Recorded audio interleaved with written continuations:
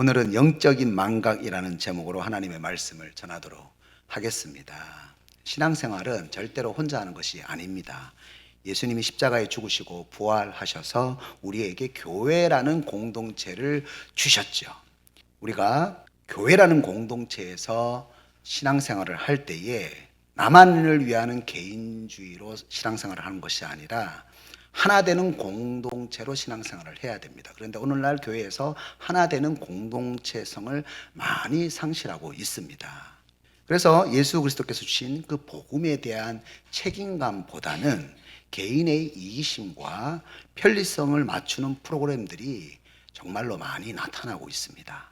하나님은 모세를 통해서 이스라엘 백성들이 땅과 자손의 축복, 제사장 나라를 향해서 모두가 하나 되어서 나아가게 하셨습니다. 하나님은 모세 한 사람이 아니라 모세를 중심으로 모든 백성들이 가나안 땅을 향해서 똑같은 책임감으로 하나가 되기를 바라셨습니다. 개인이 아니라 공동체를 위해서는 책임감이 정말로 중요합니다. 개인이 아니라 관계와 책임에 대한 좋은 글을 제가 한 가지 소개할까 하는데요. 얼굴은 그분이 주셨지만 표정은 내가 드릴 선물. 저는 표정이 하나님께 드릴 선물인지 몰랐어요. 얼굴은 그분이 주셨지만 표정은 내가 드릴 선물. 시간은 그분이 주셨지만 활용하는 것은 내가 드릴 선물. 입은 그분이 주셨지만 좋은 말을 하는 것은 내가 드릴 선물. 손은 그분이 주셨지만 땀 흘려 수고하는 것은 내가 드릴 선물. 가정은 그분이 주셨지만 천국으로 만드는 것은 내가 드릴 선물. 남편과 아내는 그분이 주셨지만 사랑하고 섬기는 것은 내가 드릴 선물.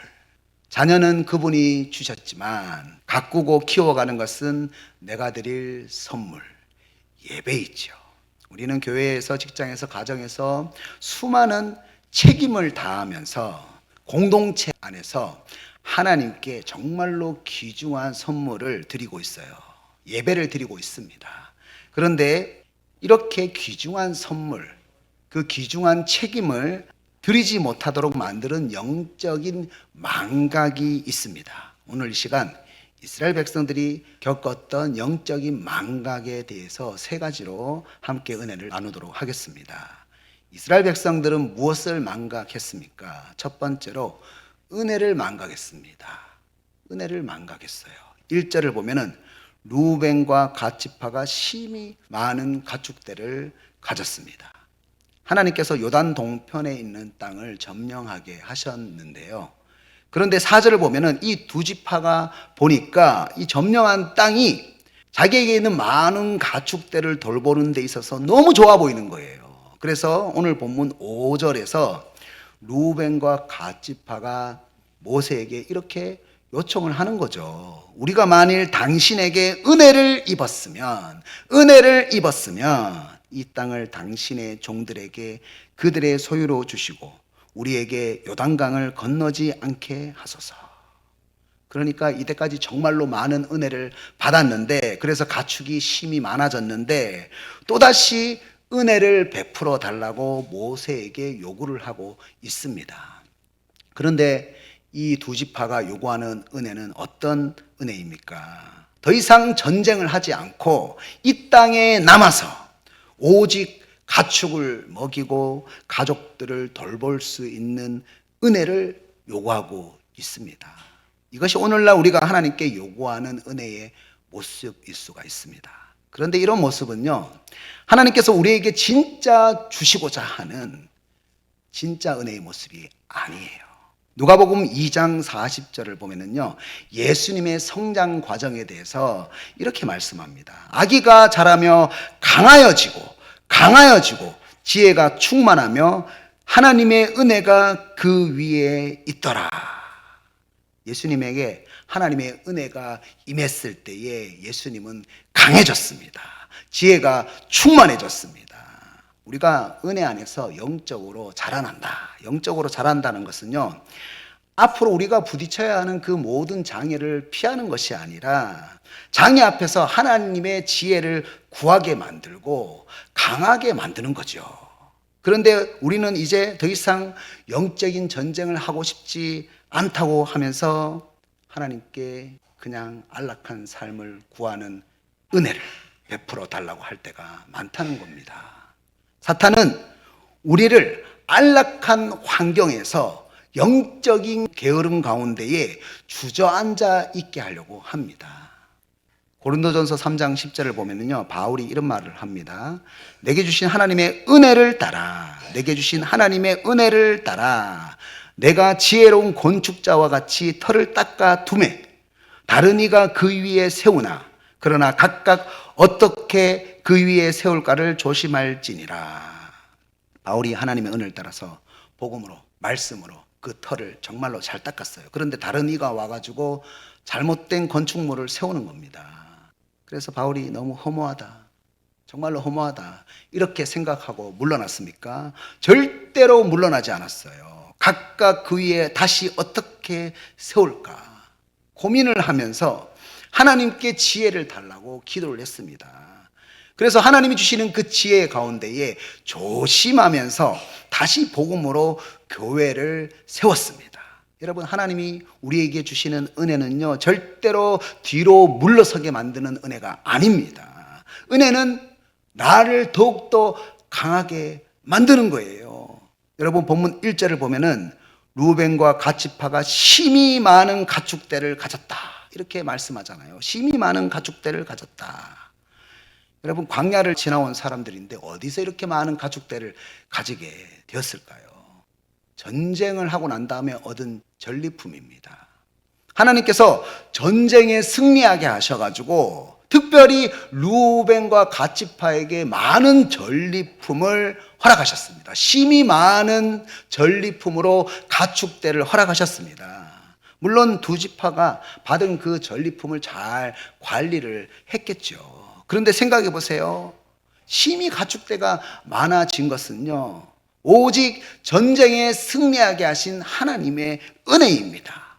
그런데 이제 이렇게 많은 은혜를 받게 되니까 이제는 더 이상 영적인 전쟁이 없는 편안하고 안락한 환경에서 믿고 싶다고 하면서 그런 은혜의 환경을 베풀어 달라고 요구를 하고 있습니다. 이것은 진짜 은혜가 아닙니다. 가짜 은혜입니다. 헨리 나우에는 이런 말을 했습니다. 우리는 하나님의 사랑을 받는 자녀라는 사실을 너무 쉽게 망각을 한다. 망각을 한다. 세상의 많은 저주와 악담들로 우리 가슴을 어둡게 하도록 내버려 두기 때문에, 그래서 우리가 하나님의 사랑받는 자녀라는 사실을 우리가 잊어버리게 되는 거죠. 여러분, 세상에 나가면은요, 내가 하나님의 자녀라는 사실을 잃어버리게 만드는, 하나님의 사랑을 잃어버리게 만드는 많은 저주와 악담들이 있습니다. 이런 상황에서 영적 전쟁 가운데에 한복판에 놓여 있게 되면은요, 이런 생각이 드는 거죠. 이제 이런 영적인 전쟁을 그만하고 싶다. 그냥 편안하게 믿고 싶다. 영적 전쟁을 하는 것이 너무 짜증나고 두려워서 피하려고 합니다. 그래서 오늘날 많은 성도들이 그저 편안하게 믿을 수 있는 은혜를 갈망하면서 교회를 선택합니다. 오늘 본문에 나와 있는 루벤과 갓지파처럼 가짜 은혜를 요구하는 거죠. 그런데 시편 123편 3절에서 말하는 넘치는 은혜는 무엇입니까? 넘치는 은혜, 진짜 은혜는 무엇입니까? 시편 123편은 성전에 올라가면서 부르는 노래예요. 이런 내용이죠. 여호와여, 우리에게 은혜를 베푸시고 또 은혜를 베푸소서. 여호와여, 우리에게 은혜를 베푸시고 또 은혜를 베푸소서. 심한 멸시가 우리에게 넘치나이다. 시인은 심한 멸시가 있는 그 환경을 이길 수 있도록 은혜를 베푸시고 또 은혜를 베풀어 달라고 성전에 올라가면서 찬송을 부르고 있어요. 이것이 바로 하나님께서 우리에게 주고자 하는 진짜 은혜입니다. 바울은 디모데후서 2장 1절에서 2절까지 이렇게 부탁을 합니다. 내 아들아, 그러므로 너는 그리스도 예수 안에 있는 은혜 가운데서 강하고 또 내가 많은 증인들 앞에서 내게 들은 바를 충성된 사람들에게 부탁하라. 그들이 또 다른 사람들을 가르칠 수 있으리라. 여러분, 진짜 은혜는 나를 강하게 만듭니다. 모든 것을 은혜는 감당하게 만듭니다. 나만 강하게 만드는 것이 아니라 다른 사람에게 부탁할 수 있을 정도로, 다른 사람을 가르칠 수 있을 정도로 강해집니다. 그것이 바로 은혜의 능력입니다. 할렐루야! 여러분, 이 말씀을 마음에 새기시고 영적인 전쟁을 피하는 가짜 은혜를 구하는 것이 아니라 심한 멸시 앞에서도 영적인 전쟁을 강하게 감당하게 만드는 진짜 은혜를 구하시기를 축복합니다. 이스라엘 백성들은 무엇을 망각했습니까? 두 번째로 비전을 망각했습니다. 비전을 망각했어요. 루벤과 갓지파가 심히 많은 가축대를 치면서 요단 동편에 머물러 있겠다고 하니까 이제 모세가 6절에서 이런 말을 하는 거죠. 아니, 모든 형제들이 영적인 전쟁을 하고 있는데 여기 앉아 있고자 하느냐? 다 전부 다 전쟁을 하려고 하는데 여기 앉아 있으려고 하느냐? 그리고 7절에서 이렇게 행동하는 두 지파에 대해서 이렇게 이야기를 합니다. 너희가 어찌하여 이스라엘 자손에게 낙심하게 하여서 여호와께서 그들에게 주신 땅으로 건너갈 수 없게 하려 하느냐. 7절을 다시 한번 자세히 보세요. 이렇게 말하죠. 여호와께서 그들에게 주신 땅으로 건너갈 수 없게 하느냐. 왜 하나님의 비전을, 하나님의 소원을 성취하지 못하게 하느냐. 지금 수많은 백성들이 아브라함과 이삭과 야곱과 요셉과 모세를 통해서 약속하신 그 가나안 땅, 하나님의 소원, 그 비전의 땅으로 들어가려고 하는데요. 그래서 모든 백성들이 그 하나님의 비전을 따르고 있는데요. 왜? 두 지파의 안이라고 이기적인 신앙으로 인해서 땅과 자손, 제사장 나라의 축복을 향해서 그 비전을 향해서 나가는 백성들에게 낙심하는 마음을 주게 해서 그 땅으로 들어가지 못하게 하느냐, 하나님의 비전을 성취하지 못하게 하느냐. 지금 모세가 이렇게 훈계를 하면서 8절에서 한 가지 예화를 듭니다. 설교할 때 예화를 들잖아요. 그것처럼 모세가 설교를 하면서 한 가지 예화를 드는데 가데스 바네아 예화를 듭니다. 8절을 보면은 가데스 바네아에서 10명의 정탐꾼들이 가나안 땅에 대해서 악평했지 않습니까? 부정적인 보고를 했지 않습니까? 그래서 모든 백성들이 울면서 모세를 원망했어요. 그래서 하나님은 그 모세를 원망한 것을 하나님을 원망한 것으로 받아들이셨습니다. 그런데 이 상황에서 백성들이 모세가 이런 가데스 바네아 예화를 딱 할 때에 이런 말을 할 수가 있습니다. 아니, 우리들이 아직 정복하지 못한 땅에 대해서 부정적인 얘기를 한 것도 아니잖아요.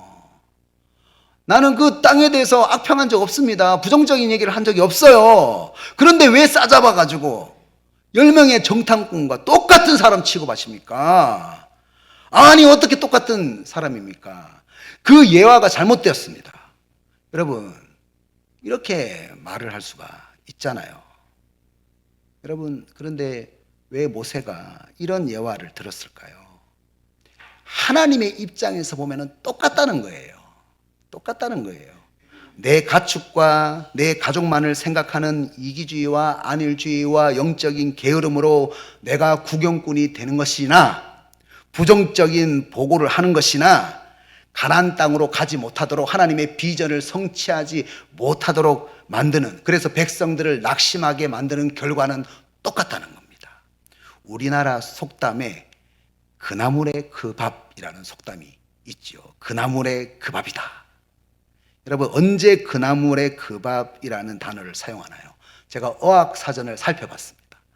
어학사전을 살펴보니까 서로 격이 어울리는 겉길이 짝이 되었을 경우에, 서로 수준이 비슷하여 별 다르지 않고 기대 이하일 경우에 그나물의 그 밥이다 라고 얘기를 하는 거예요. 그러니까 부정적인 말을 하는 것이나 악평을 하는 것이나 내가 영적인 게으름으로 구경꾼이 되는 것이나 나의 개인적인 이기주의로 구경꾼이 되는 것이나 영적인 수준이 같다는 겁니다. 영적인 수준이 하나님 보시기에 그 나물의 그 밥이라는 거예요. 우리가 부정적인 보고를 하는 것에 대해서는 극히 조심을 합니다.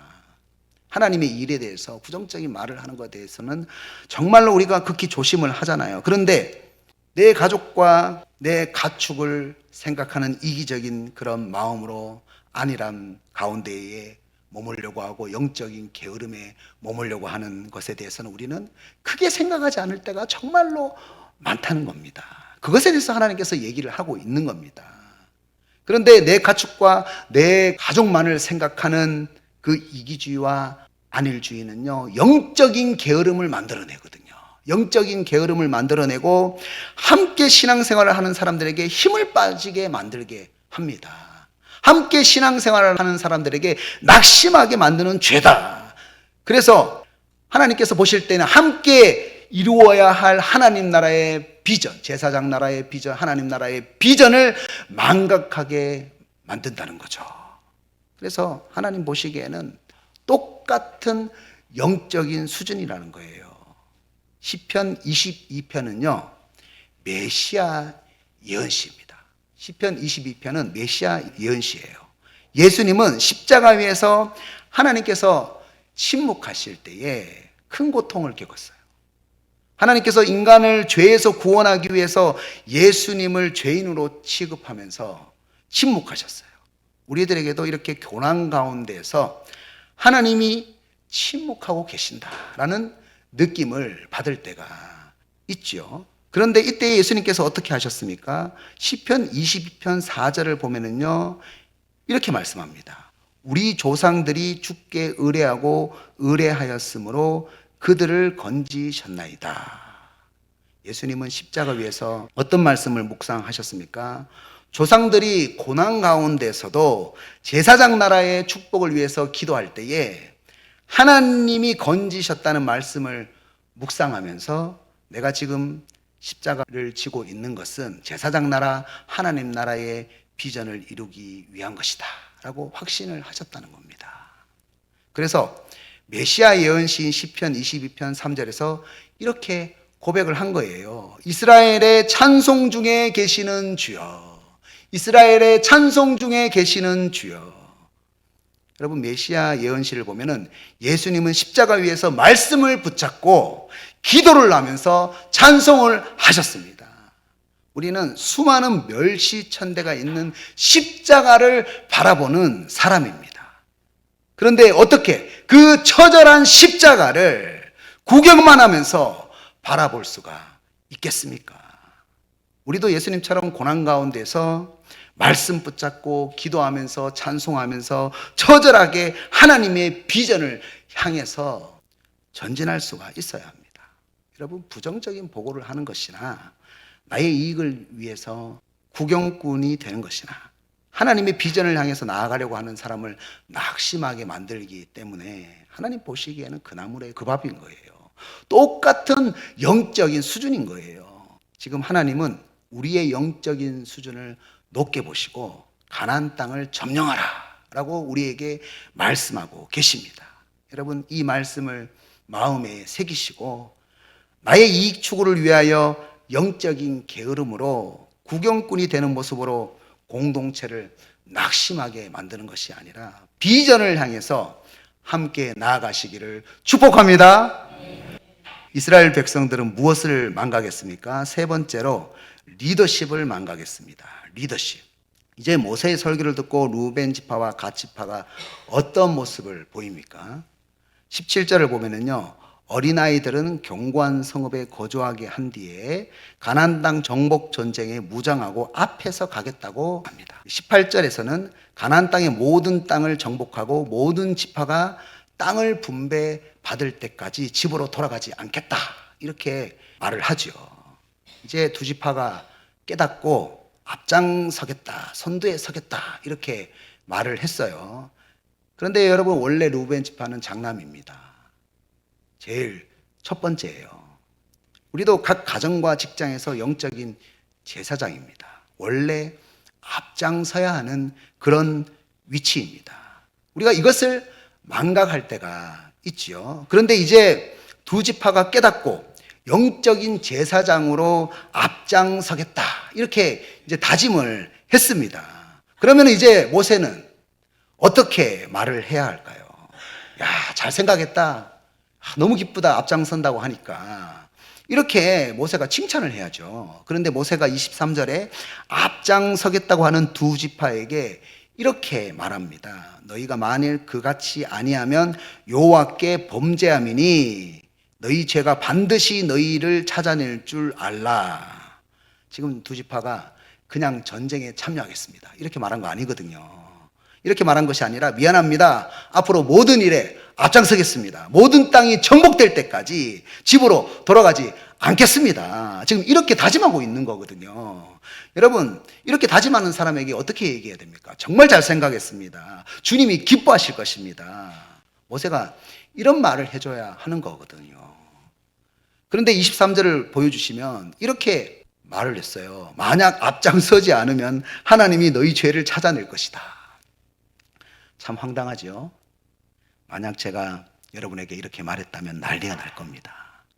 모세는 무슨 의미로 이렇게 말을 했을까요? 여러분, 우리가 하나님 앞에서 앞장서지 않을 때에 어떤 현상이 나타납니까? 성령 하나님께서 내 안에 계십니다. 할렐루야! 성령 하나님께서 내가 하나님의 일에 앞장서지 않을 때에 내 마음에서 죄를 찾아내세요. 그러면은 영적으로 예민한 사람은요, 죄로 인해서 양심의 가책이 생겨가지고 마음이 짓눌립니다. 그래서 행복하지가 않아요. 어떤 일을 해도 행복하지가 않습니다. 그러니까 모세는 24절 후반절에서 당신들이 입으로 하겠다, 앞장서겠다 고백을 했는데 사람들 앞에서 입으로만 고백하지 말고 하나님 앞에서 전혀 양심의 가책을 받지 않는 모습으로 입으로 말한 것을 말한 대로 행해라. 어떻게? 하나님 앞에서. 그러니까 모세는 어떤 얘기를 하는 겁니까? 사람 앞에서 말하는 것이 아니라 하나님 앞에서 말한 대로 살아라. 지금 그렇게 촉구하고 있는 거죠. 그래서 오늘 읽었던 본문 20절, 21절, 22절, 27절, 29절, 32절 한번 보십시오. 거기 보면은 여호와 앞에서 싸운다 라는 말씀이 계속 반복되는 거예요. 여호와 앞에서 싸운다라는 말씀이 계속 반복이 됩니다. 여러분, 우리가 앞장서야 하는 이유가 무엇입니까? 왜 우리가 앞장서야 합니까? 제가 여러분에게 칭찬하기 때문에, 제가 여러분에게 격려를 해주기 때문에 앞장서는 것이 아니라 사람들에게 정말 많은 칭찬을 받기 위해서 내가 앞장서는 것이 아니라 내가 앞장서지 않는다면 내 안에 계시는 성령 하나님께서 내 안에 죄를 찾아내실 테니까. 성령 하나님께서 내 마음 가운데에서 근심을 하실 테니까. 그러면 하나님을 사랑하는 내 가슴이 너무 아프잖아요. 그러면은 성령님 앞에서 내가 너무 부끄러우니까, 내가 성령 하나님을 너무 사랑하니까, 그래서 내가 하나님 앞에서 앞장서는 것입니다. 13절을 보면은요, 모세가 이렇게 말합니다. 여호와께서 이스라엘에게 진노하사 그들에게 40년 동안 광야에 방황하게 하셨으므로 여호와의 목전에 악을 행한 그 세대가 마침내는 다 끊어졌느니라. 그렇습니다. 내가 앞장서지 않을 때에 내 안에 계시는 성령 하나님께서 근심하시고 진노하십니다. 그러면 우리 인생은 광야 40년 동안 방황만 하다가 하나님 목전에서 끊어지는 세대가 될 수가 있습니다. 여러분, 그러면은 하나님 앞에서 부끄러운 사람이 되는 거죠. 우리가 부경꾼이 되면은요, 사람에게 부끄러운 것이 아니라 하나님이 내 양심에 계속 짓누르는 거예요. 그러면 하나님의 역사에서 부끄러운 사람이 된다는 겁니다. 그래서 우리는 사람 앞에서 앞장서는 것이 아니라 하나님 앞에서, 성령 하나님 앞에서 내 죄를 찾아내시는 그 성령 하나님 앞에서 앞장서는 것입니다. 여러분, 한번 생각해 보세요. 저는 이 말씀을 묵상하면서 너무 행복했어요. 여러분, 두 지파가 앞장서는 모습으로 모든 가나안 땅이 점령되고 각 지파의 그 땅이 분배되기까지 부인들과 아이들은 무엇을 하고 있습니까? 그 성에서 기다리고 있는 거거든요. 기다리고 있는 거예요. 기다리면서 무엇을 하고 있겠습니까? 영적인 전쟁을 하고 있는 우리 아버지. 우리 아버지를 하나님께서 지켜주십시오. 제발 지켜주십시오. 그래서 다시 가정으로 돌아올 수 있도록 하나님 도와주십시오. 그 집에서 기도를 하는 거예요. 그리고 여러분, 이제 가나안 정복 전쟁이 다 끝났어요. 그래서 모든 땅이 각 지파에게 분배되는 거예요. 분배될 때에 많은 이스라엘 백성들이 그들의 아버지를 칭찬해 주는 거예요. 다시 집으로 돌아가고 있는 그 아버지들을 고마워하면서 하나님이 사람들을 통해서 칭찬을 받게 하시는 거죠. 그때의 자녀들이 무엇을 배우게 될까요? 이야, 행복하다. 앞장서는 일이 이렇게 명예롭고 멋진 일이구나. 여러분, 부모가 자녀들에게 하나님의 일에 앞장서는 일이 이렇게 멋있는 일이라는 것을 삶으로 보여주게 되는 거예요. 삶으로 가르쳐주게 되는 겁니다. 그러면 자녀들이 하나님의 역사에서 방황하는 세대가 되는 것이 아니라, 하나님의 역사에서 끊어지는 세대가 되는 것이 아니라 하나님의 모든 일에 앞장서는 세대가 됩니다. 그래서 여러분, 저는 이 말씀을 묵상하면서 사람 앞에서가 아니라 하나님 앞에서 앞장서는 일이 이렇게 멋있는 일이다. 너무 멋있다. 너무 행복한 일이다. 여러분, 이 말씀을 여러분 마음에 새김으로 사람의 칭찬과 격려를 바라고 앞장서는 것이 아니라 하나님 앞에서 앞장서는 멋진 신앙을 자녀에게 물려주시기를 축복합니다. 이제 말씀을 적용하겠습니다. 어떤 사람이 여행을 하기 위해서 택시를 탔는데요. 한참 택시가 빠르게 달리고 있는데 망각한 거죠. 건망증 때문에 도무지 내가 어디로 가자고 했지 생각이 안 나는 거예요. 그래서 아저씨, 제가 아까 어디로 가자고 했죠? 이렇게 기억이 나지 않아가지고 택시 운전하시는 분에게 물었습니다. 그랬더니 이 택시 운전하시는 분이 이렇게 대답을 했습니다. 언제 타셨죠? 이렇게 얘기했답니다. 아무리 빠르게 달린다고 할지라도 목적지가 어디인지 망각한다면 아무런 소용이 없는 인생 여행이 될 수가 있다는 이야기입니다. 그래서 하나님은 특별히 민수기와 신명기에서 가나안 땅에 들어가야 하는 백성들이 영적인 망각을 하지 않도록 하나님을 기억하라 라는 말씀을 계속 반복적으로 하십니다. 그렇습니다. 영적인 망각을 버리고 하나님을 기억해야 합니다. 하나님을 기억해야 합니다. 어떻게 하면은 영적인 망각을 버리고 하나님을 기억할 수 있습니까? 첫 번째로 은혜를 망각하지 말고 하나님을 기억해야 합니다. 여러분, 은혜는 물러서는 것이 아니에요. 은혜는 강하게 만듭니다. 우리는 하나님 앞에서 영적인 전쟁을 피하게 만드는 가짜 은혜를 구하는 것이 아니라 심한 멸시 앞에서도 영적인 전쟁을 강하게 감당하게 만드는 진짜 은혜를 구해야 합니다. 두 번째로 비전을 망각하지 말고 하나님을 기억해야 합니다. 부정적인 보고를 하는 것이나 나의 이익을 위하여 구경꾼이 되는 것이나, 오늘 말씀을 통해서 하나님 우리에게 말씀하는 거예요. 하나님의 비전을 향해서 나아가려고 하는 사람들을 낙심하게 만들기 때문에 하나님의 땅과 자손의 축복, 제사장 나라의 축복, 하나님 나라의 축복을 모든 공동체가 함께 나아가는 일에 주저앉게 만들기 때문에 하나님 보시기에는 똑같은 영적인 수준입니다. 하나님은 지금 나를 어떻게 바라보고 계십니까? 하나님은 나를 비전을 향해서 전진할 수 있는, 물러서지 않는 영적인 수준으로 바라보고 계십니다. 그리고 오늘 이 말씀을 우리에게 말씀하는 거예요. 세 번째로 리더십을 망각하지 말고 하나님을 기억해야 합니다. 여러분, 영적인 리더십은 사람 앞에서 앞장서는 것이 아니에요. 제가 여러분에게 칭찬하고 격려한다고 하나님이 일을 하는 것이 아니라 성령님이 근심하지 않도록 내 안에 계시는 하나님 앞에서 하는 거예요. 내 안에 계시는 하나님 앞에서 하는 거예요. 여러분, 앞장서고 돌아올 때에 자녀들이 그 아버지를 얼마나 자랑스러워했을까요? 얼마나 많은 사람들이 그 가문을 영광스럽게 명예스럽게 생각할까요? 영적인 명예, 영적인 리더십을 물려주십시오. 자녀들에게 정말 멋있는 앞장서는 리더십을 보여주십시오.